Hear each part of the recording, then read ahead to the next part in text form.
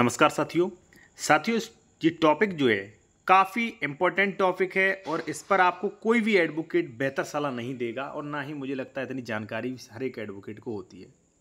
अब देखिए, यदि आपके पास कोई प्रॉपर्टी है, आप प्रॉपर्टी खरीदने वाले हैं या आपने प्रॉपर्टी खरीद चुके हैं, तो ये सेक्शन, ये वीडियो सभी के लिए आवश्यक है। ठीक है, देखिए, बिना बंटवारा के जमीन नहीं बेच सकते और जो लोगों ने बेच दी है उनके लिए तो कुछ नहीं, लेकिन जिन लोगों ने खरीदी है वो लोग सावधान हो जाएं। मैं विद कोर्ट ऑर्डर्स के आपको बताऊंगा। ठीक है, और अगर मान लीजिए आपकी कोई जमीन पड़ी है, उसमें कई सह खातेदार हैं, तो भी ये वीडियो आपके लिए जरूरी है। और कोई कानूनी सलाह लेना चाह रहा है, कोई डॉक्यूमेंट चेक कराना चाह रहा है, ठीक है, प्रॉपर्टी लेने के बाद, लेने से पहले कि जमीन सही है कि नहीं, डबल रजिस्ट्रेशन से तो कोई मान लीजिए कोई केसेस वगैरह तो नहीं, तो आप वो भी करवा सकते हैं। कॉन्टैक्ट नंबर वीडियो के डिस्क्रिप्शन में मेंशन किया गया है। देखिए साथियों, एक कोर्ट का आदेश क्या कहता है, फिर मैं आपको एक अपना मैटर भी यहाँ पे समझाऊंगा।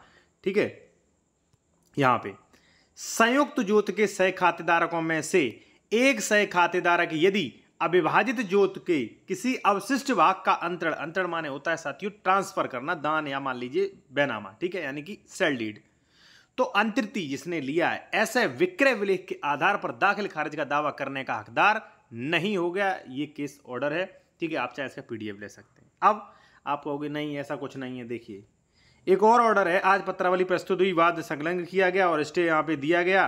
ठीक है ना, ये धारा 116 ही का था यहाँ पे। ठीक है ना, ये 116 का है साथियों। ठीक है ना, बंटवारा संबंधी। ठीक है, और यहाँ पे इस पर स्टे दे दिया गया कि बंधक जमीन खुर्द-बुर्द होने के कारण नहीं, बंधक एवं खुर्द-बुर्द यानी कि क्रय विक्रय, यहाँ पे देख सकते क्रय विक्रय पक्षकारों को अग्रिम आदेश तक जो है रोका जाता है, यानी कि रोक लगा दी गई। ठीक है, तो अब देखिए, मैं आपको बता दूं कि 90% जमीनें जो हैं साथियों वो बिना पार्टीशन के बेची जाती हैं, या आपकी जमीन 90% या 60%, 90% जमीनें जो होंगी उनमें कोई ना कोई सह खातेदारक, मिंजुमला नंबर या ऐसा कुछ ना कुछ होगा। तो अब आप ये समझ लीजिए कि अगर आपने बिना बंटवारा के किसी से जमीन खरीदी है, बिना 116, 117 की जमीन खरीदी है, तो अब क्या दिक्कत आने वाली है या क्या दिक्कत भविष्य में आएगी, उसको पहले से ही समाधान कर सकते, जिसके आपके पास दिक्कत ना आए। ठीक है, चलिए मैं आपको बताता हूं। ठीक है, और देखिए, मैं आपको चीज बता दूं कि जब भी आप जमीन खरीदें, डॉक्यूमेंट चेक करके, ये सारी चीजें डॉक्यूमेंट चेक करके आपको जमीन खरीदनी चाहिए। ठीक है, और अगर आप कोई मान लीजिए जो जमीन खरीद चुके, मेरे द्वारा डॉक्यूमेंट चेक करवाना चाहते हैं, तो हमारा कॉन्टैक्ट नंबर वीडियो के डिस्क्रिप्शन में मिल जाएगा। देखिए साथियों, दिक्कत ये आती है कि मान लीजिए आपने 268 में कोई जमीन खरीदी, सड़क के किनारे है 268। ठीक है, मान लीजिए कोई ए था, ए एक्सपायर हो गया, उसके बच्चे थे बी और सी। ठीक है, आपने बी से जमीन खरीद ली है। ठीक है, अगर बी ने ये आपको पूरा फ्रंट, मान लीजिए, देखिए कई बार क्या होता, घरेलू तौर पे बंटवारा क्या होता, मान लीजिए ए एक्सपायर हो गया, बी और सी थे, उन्होंने कहा भैया बी आप ये कर लो, और सी ने कहा भैया हम ये कर रहे हैं अभी। ठीक है ना, बी ने क्या किया, पूरा फ्रंट वाला सामने आपको बेच दिया, पूरा गलत किया। आप इस पर कभी पोजेसन नहीं ले पाओगे, पोजेसन ले लिया तो आपका हट जाएगा। क्यों? क्योंकि नियमावली 109 कहती है कि सभी भाइयों को, सभी हिस्सेदारों को आनुपातिक रूप में मिलेगा। ठीक है, तो ऐसी गलती ना करें आप। ठीक है ना, कि आप पूरा वो बेच रहा है और पूरा ही आप खरीद रहे हैं। आप ये देख लें भाई वो कितना उसका, क्योंकि भाई एक बट्टा 2 ही है बी का इसमें, चाहे भले ही सी यहाँ पे कब्जा ले चुका, फिर भी 1/2 है इसमें। ठीक है, मैं आपको बता दूं। इसके अलावा मान लीजिए सी ने कहा कि भाई ये प्रॉपर्टी बेच रहा हूं, और उसने सी ने आपको प्रॉपर्टी पूरी बेच दी, कब्जा भी दे दिया, तो गलत हो गया साथियों, क्योंकि बी का इसमें है हिस्सा, भले ही ये दोनों अलग अलग कागज हैं, दोनों का एक दूसरे का हिस्सा है। अब मेन प्रॉब्लम आती है, वो आप समझ लीजिए। सबसे मेन प्रॉब्लम जो है वो क्या है इसमें, सबसे मेन प्रॉब्लम साथियों ये है कि जितने भी विवाद होते हैं वो बिना बंटवारा वाली प्रॉपर्टी पे होते हैं। कैसे? मान लीजिए एक व्यक्ति से आपने प्रॉपर्टी खरीदी, उसने आपको हिस्सा दे दिया यहाँ पे फ्रंट में। ठीक है, ए ने दे दिया आपको हिस्सा फ्रंट में, फिर ए ने बेची तो ए ने बी को दे दिया यहाँ पे, फिर उसने सी को बेची, सी को यहाँ दे दिया और डी को यहाँ दे दिया। अब 10 साल बाद देखिए क्या करेंगे, ये बी और डी क्या करेंगे, ये कर देंगे 116 का दावा, 117 का दावा, और क्या कहेंगे साहब अब हमें भी फ्रंट पे चाहिए। एक तो ये दिक्कत आती है। दूसरी साथियों, जिन गांठों में बंटवारा नहीं हुआ है उनमें एक प्रॉब्लम और आती है कि जब आप पोजीशन लेने जाते हो ना, ठीक है ना, जैसे मान लीजिए यहाँ पे मैं कहूँ आपसे, थोड़ा आप समय दें, यहाँ पे मैं कहूँ कि ए बी सी, 3 लोगों की प्रॉपर्टी है, ए बी और सी। ए ने अपनी प्रॉपर्टी बेच दी, ठीक है। तो अब आप यहाँ पे कब्जा लेने जाओगे तो 80% मामलों में बी और सी विवाद करते हैं। ये क्या कहते हैं कि अभी आपका बंटवारा थोड़ी नहीं हुआ है, अभी आपने कैसे कह दिया कि यहाँ पे दिखाइए कुरा, नहीं हम यहाँ पे नहीं देंगे, हमारा कम है, यहाँ पे देंगे, तो यही लोग विवाद करते हैं।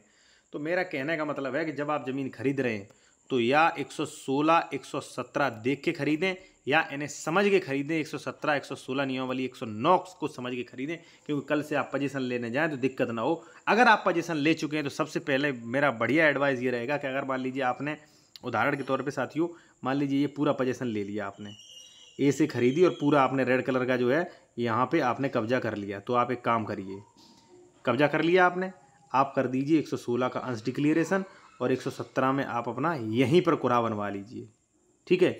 और एक बार यहाँ पे कुरा आपका बन गया, आप ज़िंदगी भर के लिए बिना किसी विवाद के, कोई दिक्कत नहीं होगी अगर कुरा आपने बनवा लिया। तो कहने का मतलब ये है साथियों कि जितने भी आप लोग प्लॉट खरीद रहे हैं, अगर सही खातेदारक हैं, मिन जुमला नंबर हैं, बंटवारा नहीं हुआ है, तो कुछ चीज़ें समझ के खरीदें। और मैं तो आपसे कहूँगा अगर आप कोई ज़मीन खरीदने जा रहे हैं तो आप मुझसे कंसल्टेशन कर सकते हैं बेहतर, और आप अपना डॉक्यूमेंट्स भी चेक करवा सकते हैं नॉर्मल फीस में, ठीक है, जिससे आपका काफ़ी कुछ बेनिफिट होगा, ठीक है। क्योंकि देखिए उससे बढ़िया है कि मान लीजिए आप 10 लाख फंसा रहे हो तो 10 लाख फंसाने के बाद आपको कोई दिक्कत ना आए, ठीक है। और अगर आप सुव्यवस्थित तरीके से, सुनियोजित तरीके से कोई काम करेंगे तो उसमें दिक्कत नहीं होगा, ठीक है। मेरे पास फ़ोन कॉल्स आते हैं कि सर मैंने क्या किया था, मैंने 2010 में एक व्यक्ति से प्रॉपर्टी खरीद लिया था रोड साइड, ठीक है ना, यहाँ पे बाउंड्री खड़ा कर दी थी, उसी व्यक्ति ने बेच दिया पीछे।